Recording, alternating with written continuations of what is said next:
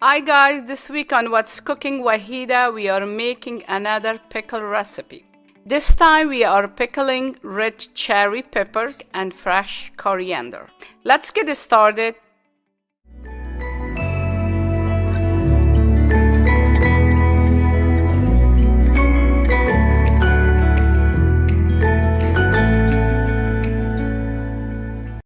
I'm using 25 cherry peppers, half a bunch of fresh coriander, 1 liter white vinegar, as much or as little garlic as you prefer, 1 tablespoon coriander seeds, 1 tablespoon salt. Use a clean glass container.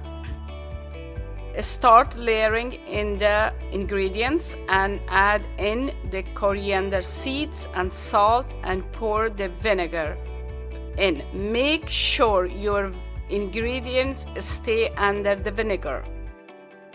Place the lid on and wrap with 2 layers of plastic wrap and leave aside at room temperature for a month. Then enjoy your pickled cherry peppers. Thanks for watching. I hope you guys like this recipe. If you did, hit the thumbs up.